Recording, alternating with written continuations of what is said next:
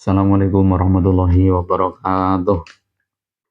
Bismillahirrahmanirrahim. Alhamdulillahirabbil alamin. Asyhadu an la ilaha illallah wa asyhadu anna Muhammadar Rasulullah sallallahu alaihi wasallam wa ala alihi wa ashabihi amma ba'du. Kita lanjutkan kajian Sahih Bukhari. Sekarang halaman 25 yang paling atas, juz 1, Babul Ilm.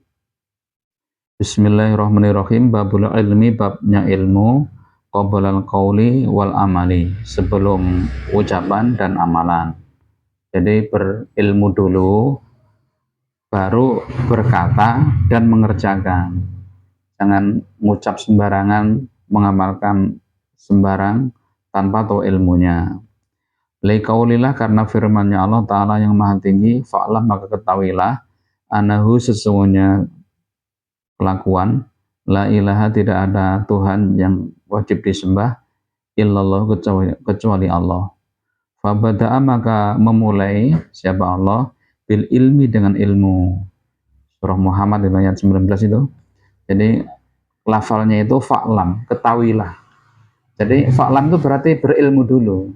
Jadi ketahuilah bahwasanya tidak ada Tuhan yang wajib disembah kecuali Allah.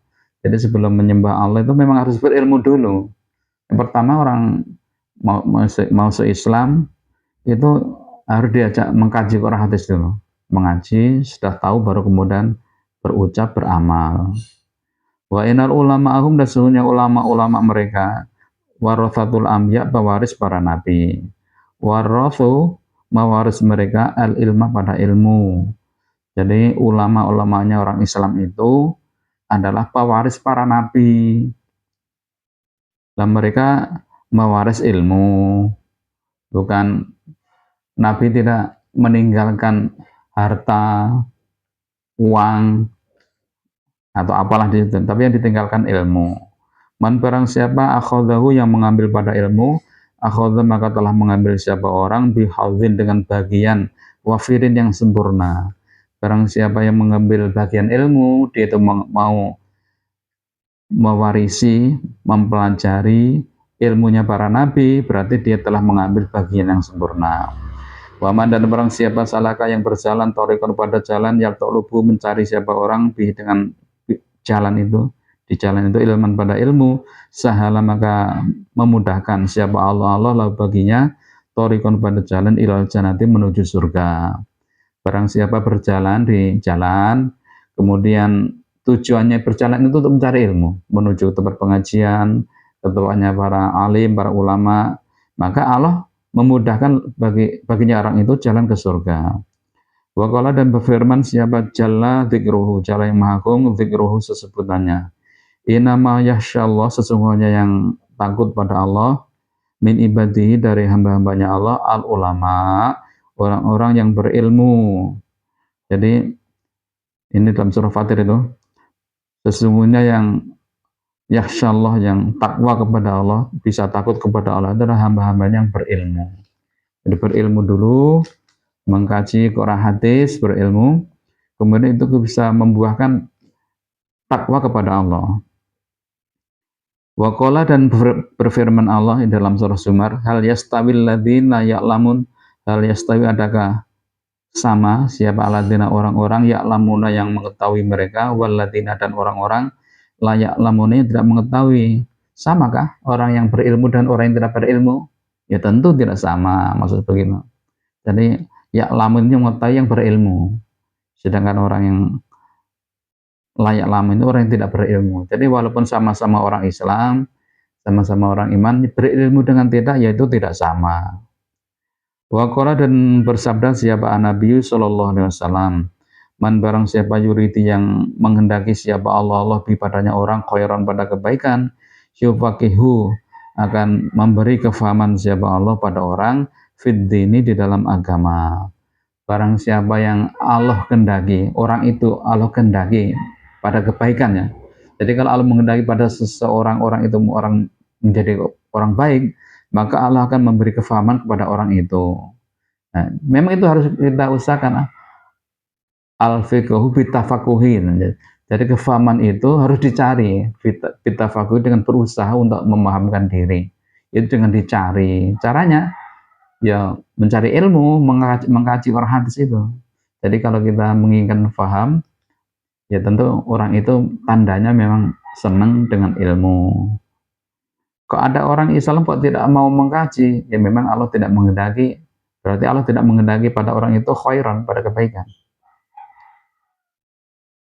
Wa qala, dan bersabda, wa innal ilmu, dan sesungguhnya ilmu bita'alumi, dengan belajar. Jadi orang bisa jadi alim, alama, menjadi orang yang pintar itu bita'alum, dengan belajar. Nggak ada orang ujub-ujub ya. Artinya ilmu laduni nggak ada itu.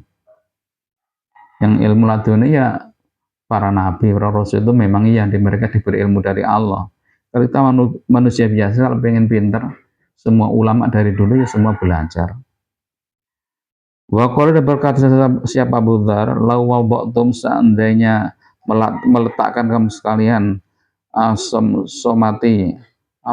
somati pada pedang atau sejenisnya, itu bisa golok, bisa parang gitu.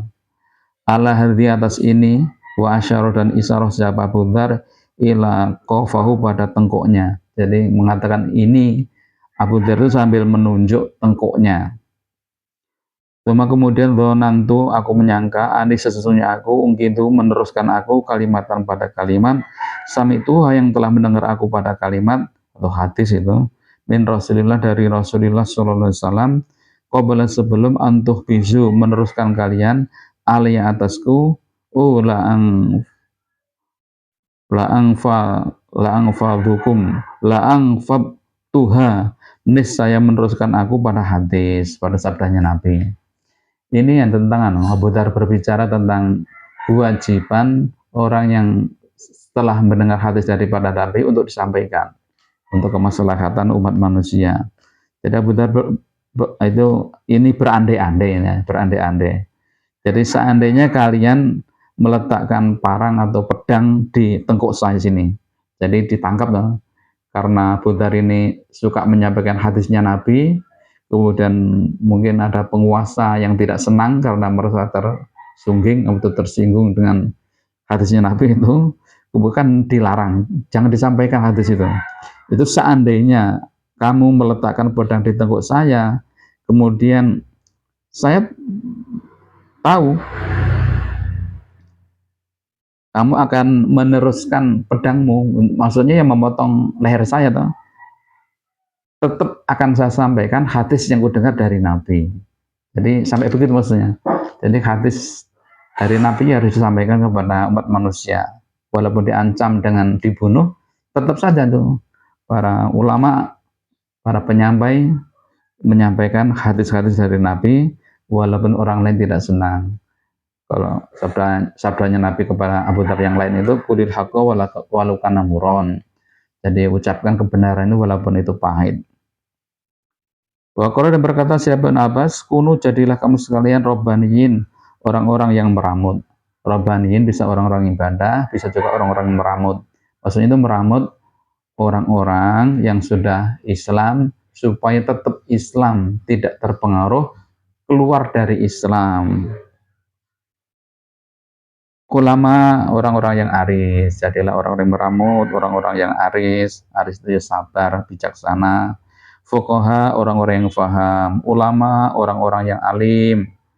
Wa yuqalu, dan dikatakan robbani, lafal robbani itu yaitu alati, orang yurobi, meramut, anas pada manusia, bisighoril ilmi, dengan kecilnya ilmu, qabla kibarihi, sebelum besarnya ilmu. Jadi maksudnya ya semampunya gitu.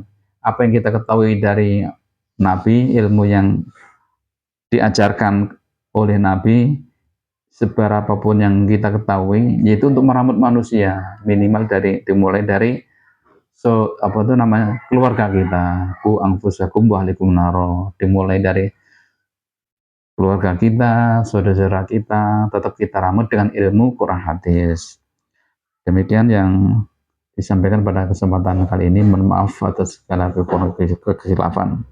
Dan bagi pemirsa yang baru menjumpai atau baru mampir di video saya ini atau channel saya, mohon kiranya memberi like bagi orang Islam ya, memberi like, komen, subscribe.